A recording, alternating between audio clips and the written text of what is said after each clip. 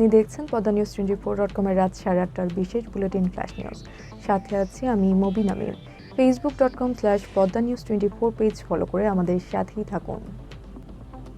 রাজনৈতিক বিশ্লেষক ও যুক্তরাষ্ট্রের ইলিনয় স্টেট ইউনিভার্সিটির ডিস্টিংগুইশড অধ্যাপক ডক্টর আলী রিয়াজ বলেছেন, সংবিধানে যে পরিস্থিতি তৈরি হয়েছে এটি পুনর্লিখন ছাড়া আর কোনো উপায় নেই। যদি কোনো দল নির্বাচনে 300 আসনও পায়, তারাও এই সংবিধান পরিবর্তন করতে পারবে না। শনিবার গণতান্ত্রিক পুনর্গঠনের জন্য সংলাপ অনুষ্ঠানে তিনি এসব কথা বলেন। ডক্টর আলী রিয়াজ বলেন, তিনি সংবিধান সংশোধনের পক্ষে না। এটি সংশোধন কোনো কাজে আসবে না। এটি পুনর্লিখন ছাড়া আর কোনো উপায় নেই, কারণ সংবিধানের 7 অনুচ্ছেদে ক ধারায় এমন কিছু জিনিস আনা হয়েছে যেটি সংশোধন করার কোনো উপায় নেই। তিনি বলেন, সাংবিধানিকভাবে একনায়কতন্ত্রের প্রতিষ্ঠা করা হয়েছে। এ কারণে প্রধানমন্ত্রীর হাতে অভাবনীয় ক্ষমতা। নির্বাচনী সার্চ কমিটি অস্বচ্ছ ছিল। বৈষম্য বিরোধী ছাত্র আন্দোলনের সময় হওয়া 228টি মামলায় সব আসামিদের অব্যাহতির আবেদন করে চূড়ান্ত প্রতিবেদন দাখিল করেছে পুলিশ। এসব মামলায় বিএনপির স্থায়ী কমিটির সদস্য আমির খসরু মাহমুদ চৌধুরী ও জামায়াতে ইসলামীর সেক্রেটারি জেনারেল মিয়া গোলাম পরোয়ার সহ মোট 3056 জনকে আসামি করা হয়েছিল। তাদের বিরুদ্ধে ভাঙচুর, সরকারি কাজে বাধা, চুরি, অগ্নিসংযোগের দায়ে এসব মামলা করা হয়। 17 জুলাই থেকে 5 আগস্ট পর্যন্ত দায়ের করা হয় এসব মামলা। আদালত আদেশে বলেছেন, অপরাধ প্রমাণের মতো কোনো সাক্ষ্য প্রমাণ না পাওয়ায় আসামিদের মামলার দায় থেকে অব্যাহতি চেয়ে আবেদন করেন তদন্তকারী কর্মকর্তা। তবে ভবিষ্যতে মামলার ঘটনার সঙ্গে জড়িত প্রকৃত আসামিদের সন্ধান সহ নির্ভরযোগ্য তথ্য পাওয়া গেলে মামলা পুনরুজ্জীবিত করা হবে। আসামিদের মামলায় দায় থেকে অব্যাহতি দেওয়া হলো। সম্প্রতি ভ্যানে নিথর দেহের স্তূপের একটি ভিডিও সামাজিক যোগাযোগ মাধ্যমে ভাইরাল হয়েছে। ভিডিওটি ছিল বৈষম্য বিরোধী ছাত্র আন্দোলনের সময়ে নিহত কয়েকজন ব্যক্তি, যাদের নাম পরিচয় জানা যায়নি। তবে ভিডিওটি ভাইরাল হওয়ার পর ঘটনাটি কোথায় ঘটেছে তা নিয়ে প্রশ্ন দেখা দেয়। ফ্যাক্ট চেক প্রতিষ্ঠান রিউমার স্ক্যানার জানায়, ঘটনাটি আশুলিয়া থানা সংলগ্ন এলাকার। শুক্রবার রাতে প্রতিষ্ঠানটি বিষয়টি নিশ্চিত করেছে। দেখা যায়, একটি ভ্যানে কয়েকটি মরদেহ রাখা হয়েছে, পাশাপাশি আরেকটি মরদেহ ভ্যানে তুলে দিচ্ছে পুলিশ। পরে একটি পোস্টার দিয়ে মরদেহগুলো ঢেকে ফেলা হয়। এ সময় আরও কয়েকজন পুলিশকে আশেপাশে হাঁটাহাঁটি করতেও দেখা যায়। 5 আগস্ট বিকেলে এই ঘটনা ঘটে। শনিবার একজন পুলিশ সদস্যকে শনাক্ত করা হয়েছে। তিনি ঢাকা জেলার গোয়েন্দা পুলিশের ওসি তদন্ত আরাফাত হোসেন। ভিডিওটি প্রকাশ্যে আসার পর আত্মগোপনে চলে গেছেন তিনি সহ ভিডিও চিত্রে থাকা পুলিশের সদস্যরা। জ্বালানি তেলের দাম কমালো অন্তর্বর্তী সরকার। ডিজেলের দাম কমেছে 1 টাকা 25 পয়সা। অকটেন পেট্রোলের দাম কমেছে লিটারে 6 টাকা। রাত 12টা থেকে নতুন দাম কার্যকর করা হবে। শনিবার সকালে খুলনার খালিশপুরে অবস্থিত নির্মাণাধীন Rupsha 800 megawatt combined cycle power plant প্রকল্প পরিদর্শনের আগে সাংবাদিকদের এ তথ্য জানান অন্তর্বর্তী সরকারের জ্বালানি উপদেষ্টা মোহাম্মদ ফাউজুল কবির খান।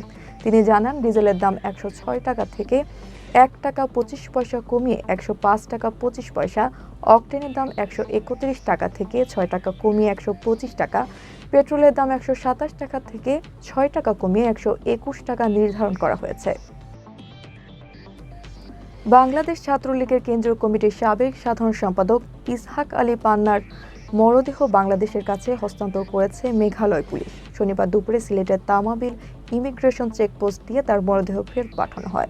এর আগে স্বজনদের আবেদনের প্রেক্ষিতে ইসহাকের মরদেহ বাংলাদেশে পাঠাতে ভারত সরকারকে অনুরোধ করে পররাষ্ট্র মন্ত্রণালয়। নানা প্রক্রিয়া অনুসরণ শেষে মেঘালয় পুলিশ ইসহাকের মরদেহ তামাবিল পুলিশের কাছে হস্তান্তর করে। মরদেহ হস্তান্তরের সময় নিহত ইসহাকের পরিবারের সদস্যরা উপস্থিত ছিলেন। গত 24 আগস্ট রাতে কানাইঘাটের ডোনা সীমান্ত দিয়ে ভারতে পালানোর সময় প্রাণ হারান ইসহাক। 26 আগস্ট ভারতের অভ্যন্তরে অর্ধগলিত মরদেহ উদ্ধার করে উমকিয়াং থানা পুলিশ। বন্যার্তদের জন্য গণত্রাণ সংগ্রহ কার্যক্রমে এখন থেকে শুকনো খাবার ও কাপড় নেওয়া হচ্ছে না। নগদ অর্থ সহ চাল, ডাল, তেল, মশলা, শিশু খাদ্য ও ন্যাপকিন দেওয়ার আহ্বান জানিয়েছেন বৈষম্য বিরোধী ছাত্র আন্দোলন। শনিবার সকালে টিএসসিতে সংবাদ সম্মেলনে তথ্য জানানো হয়। সাপ্তাহিক ছুটির দিনেও চলে বন্যা দুর্গতদের জন্য গণত্রাণ সংগ্রহ। যথারীতি এ কার্যক্রমে স্বতঃস্ফূর্তভাবে অংশ নিচ্ছেন বিভিন্ন শ্রেণী পেশার মানুষ। সরকারি কর্মকর্তা, শিক্ষক, শিক্ষার্থী, প্রবাসী বাংলাদেশি সবাই দিচ্ছেন ত্রাণ। সকলের প্রত্যাশা, সম্মিলিত প্রচেষ্টায় কিছুটা হলেও স্বস্তি পাবে বন্যা দুর্গতরা। বর্তমানে টিএসসির বুথে আর অ্যাকাউন্টের মাধ্যমে সরাসরি অর্থ নেওয়া হচ্ছে বলে জানা গেছে। বাংলাদেশ থেকে প্রায় ৩,৫০০ কোটি টাকা আত্মসাৎ ও পাচারের অভিযোগে গ্রেপ্তার প্রশান্ত কুমার হালদার ওরফে পিকে হালদার সহ অপর অভিযুক্তদের বিচার প্রক্রিয়া শুরু হয়েছে। শনিবার ভারতের কলকাতার নগর দায়রা আদালতের বিশেষ ইডি কোর্টের বিচারক প্রসন্ন মুখোপাধ্যায়ের এজলাসে মামলাটি ওঠে। আদালত ২৫ সেপ্টেম্বর পরবর্তী হাজিরার দিন ধার্য করেন।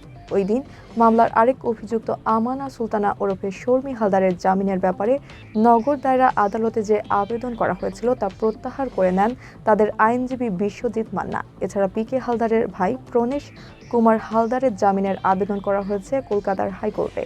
৯ সেপ্টেম্বর সেখানে এই জামিনের আবেদনের শুনানি হবে। পৃথিবীর অন্যতম বৃহৎ অর্থনীতির দেশ জাপান। দেশটিতে দিন দিন ক্রমশ কমছে জনসংখ্যা। এমন পরিস্থিতিতে দেশটির বেশিরভাগ নারী চাকরি ও উচ্চশিক্ষার প্রত্যাশায় পাড়ি জমাচ্ছেন শহরে। এতে জনসংখ্যার ভারসাম্য কমছে গ্রামীণ অঞ্চলগুলোতে। বিশ্লেষকদের মতে গ্রামাঞ্চলে পুরুষের তুলনায় কমে যাচ্ছে নারীর সংখ্যা। এই সমস্যা মোকাবিলায় বিয়েতে উৎসাহিত করতে শিগগিরই অবিবাহিত নারীদের প্রণোদনা দিতে যাচ্ছে জাপান সরকার। শনিবার এক প্রতিবেদনে মার্কিন সংবাদ মাধ্যম সিবিএস নিউজ এ তথ্য জানায়। বলা হয়, টোকিওর বাইরে পুরুষদের বিয়ে করলে নারীদের সর্বোচ্চ বাংলাদেশ মুদ্রায় প্রায় ৫ লাখ টাকা প্রণোদনা দেওয়ার পরিকল্পনা করছে দেশটির সরকার। বর্তমান সময়ের ব্যস্ততম অভিনেত্রী তানিয়া বৃষ্টি ও অভিনেতা আরশ খানের প্রেম ও বিয়ের গুঞ্জন চলছে। বিষয়টি নিয়ে মুখ খুলেছেন বৃষ্টি। শনিবার গণমাধ্যমে বলেন, তাদের মধ্যে প্রেম বা সম্পর্ক কিছুই নেই। আরশের সঙ্গে শুধুই বন্ধুত্ব রয়েছে জানিয়ে বৃষ্টি বলেন, একসঙ্গে অনেক নাটকে জুটি হয়ে কাজ করেছেন। এ কারণে তাদের সম্পর্ক খুবই ক্লোজ ছিল। আসলে ভাই ব্রাদার টাইপের ফ্রেন্ড ছিলাম। দুজনের বাসাও কাছাকাছি ছিল। তবে এখন আর আগের মতো একসঙ্গে কাজ করছেন না। সেই ফ্রেন্ডশিপ আর নেই। ঘাসফুল সিনেমা দিয়ে অভিনয়ের পথ চলা শুরু বৃষ্টির। পরবর্তীতে ছোট পর্দায় নাটকে নিয়মিত হন তিনি। লতিফ দপ্তরি, আইসিইউ, কাছের মানুষ, জায়গায় খায় জায়গায় ব্রেকের মতো নাটকে অভিনয় করে জনপ্রিয়তা লাভ করেন এই অভিনেত্রী। পাকিস্তানের বিপক্ষে প্রথম টেস্টে ১০ উইকেটের ঐতিহাসিক জয় পেয়েছে বাংলাদেশ, যেখানে ৩ উইকেট শিকার করে এ জয়ে অবদান রেখেছিলেন পেসার শরীফুল ইসলাম। তবে দ্বিতীয় টেস্টে মাঠে নামা হয়নি তার। ইনজুরির কারণে এই বাঁহাতি পেসারকে একাদশে রাখেনি টাইগার টিম ম্যানেজমেন্ট। শনিবার এক বিবৃতিতে এই তথ্য নিশ্চিত করেছে বাংলাদেশ ক্রিকেট বোর্ড। বলা হয়েছে, প্রথম ম্যাচের পর কুঁচকিতে ব্যথা এবং অস্বস্তি অনুভব করার বিষয়টি বিসিবিকে জানায় শরীফুল। এরপর বেশ কয়েকটি টেস্ট করার পর ইনজুরির বিষয়টি নিশ্চিত হয় বিসিবি। জাতীয় দলের ফিজিও বাইজিদুল ইসলাম খান বলেছেন, এ ধরনের সমস্যার ক্ষেত্রে পুনরুদ্ধারে প্রায় ১০ দিন সময় লাগে। তাই শরীফুল তার পুনর্বাসন প্রক্রিয়া শুরু করেছেন। গুরুত্বপূর্ণ সব সংবাদ জানতে poddanews24.com-এর বিশেষ বুলেটিন ফ্ল্যাশ নিউজ দেখবেন প্রতিদিন রাত 8:30টায়।